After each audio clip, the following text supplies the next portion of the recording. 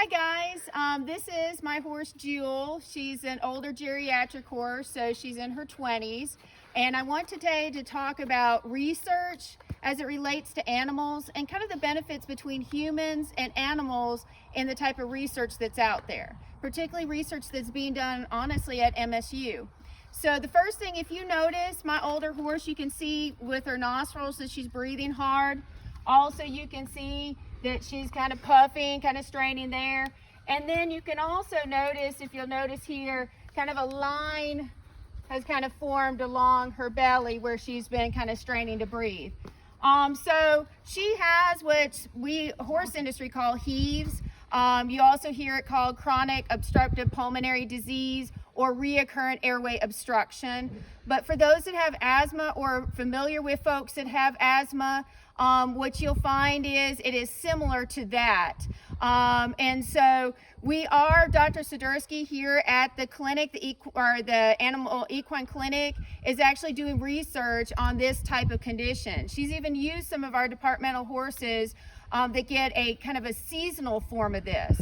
So what happens is in the lower airway tract, they start to lose elasticity in their lungs. It starts to break down, making where they have to work harder to breathe. That's where we get what we call that heaves line, where she's doing a lot of muscular effort to breathe over time.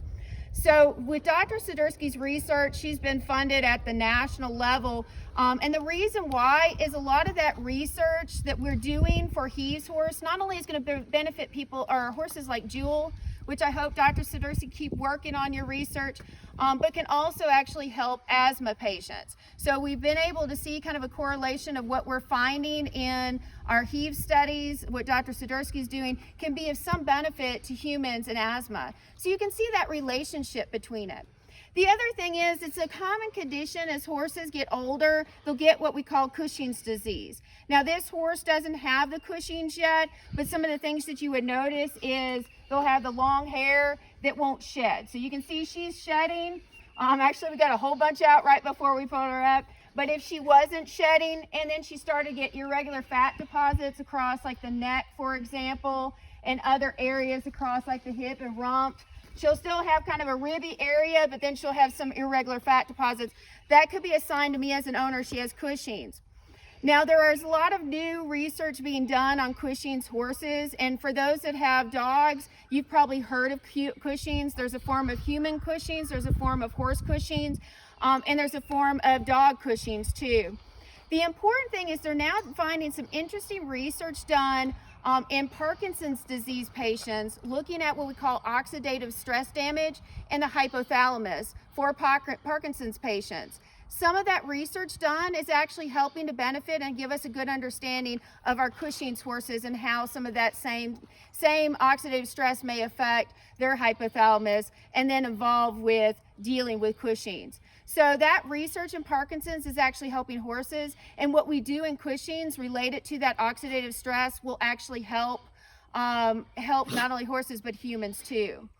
Some of the other research we're doing here at Mississippi State, a couple of my graduate students are working with Dr. Mamili, and speaking about oxidative stress, they're looking at it from the side of equine reproduction and even beef cattle reproduction. What they're looking at is how oxidative stress may be affecting the collected sperm that you get when it goes through cryopreservation, so the freezing the sperm. So say you want to preserve, let's say for this mare, I know she's getting older and I may lose her soon. I may want to preserve her, preserve a baby or whatnot. If she was a stallion, I may collect that semen and then freeze it. The problem with that is that we're finding that frozen semen goes through a lot of oxidative stress, and we find we lose a lot of it. And so some of our students, our graduate students like Madison and Alicia, are working with Dr. Mamili on ways that we can preserve that, ways that we can go ahead and help with that. So, and so that's one thing that we are looking at. So hopefully in the future we may be able to preserve such wonderful horses and breeds and stuff, like I'm going to talk about with her with what we call mountain pleasure horse. So interesting research there. The important thing to recognize is that research not only is only being utilized for both horses and beef cattle, but even can be used in other livestock and even in humans. What we can learn from how we can evaluate sperm using maybe new technology, how we can go ahead and look at potentially ways that we can preserve that sperm can be helpful no matter if we're talking human, horses, or any other livestock. So very essential there. Other things that we are interested in, so as I mentioned before, my horse is what we call a mountain pleasure horse. She has a very unique gait, the mountain pleasure breed, where they can walk faster than the typical horse breed.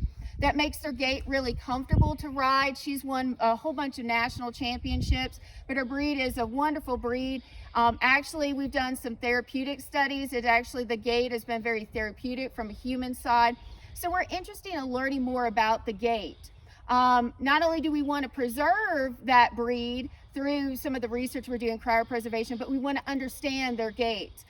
So my research focuses on what we call gait analysis. And again, I use technology like filming the horses as they move and then having the computer track that. So one of the things we do in gait analysis, just to show you on the horse, and then I'll talk about some of the other research that we've done with things besides that, is you see these little markers, these reflective markers.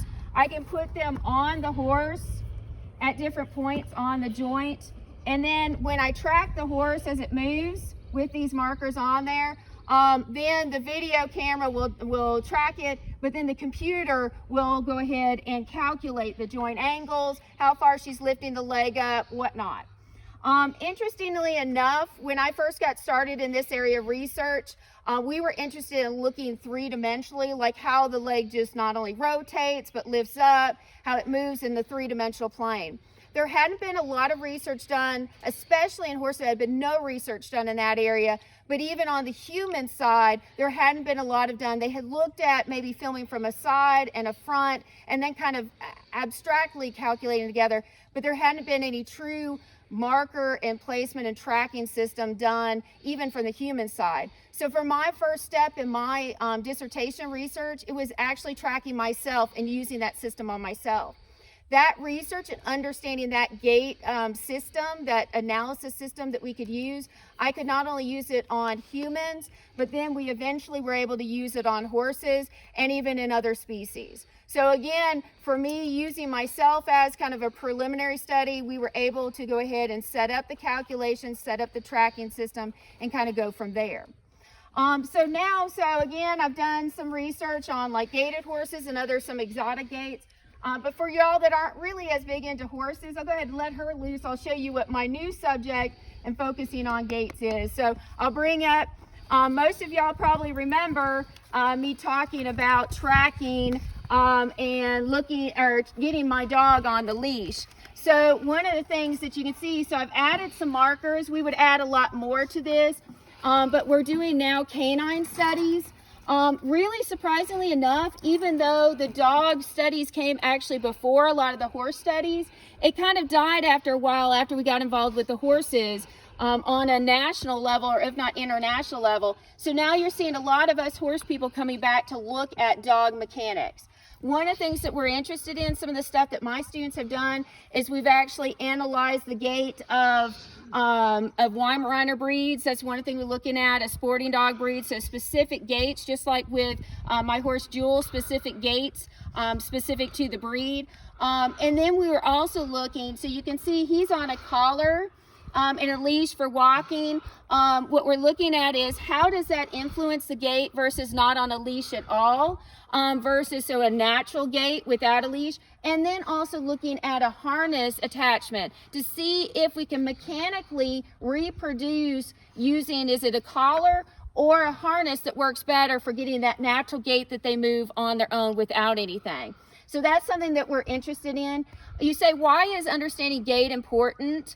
Not only is it for finding the right, animal to breed to, if you want to preserve those certain gaits, like in the mountain pleasure horse, but also what it does is if we know what the normal of these particular gaits of how these joints and legs move, we can then go ahead and decide what is abnormal. So it'll be early detection of lameness. That's extremely important when we start talking about hip dysplasia. So hip dysplasia is something that really rids not only large dog breeds, but we're finding even in smaller breeds such as this that we're starting to see issues. So the earlier we can be able to detect it, and we can use that with gait analysis if we understand what the normal is, the quicker that we can go ahead and fix that. And we're doing that both. This type of analysis is being done both in humans, dogs, horses, you name it. So this is very valuable research overall in helping to understand and detect lameness early, how to do treatments if we do like hip dysplasia surgery,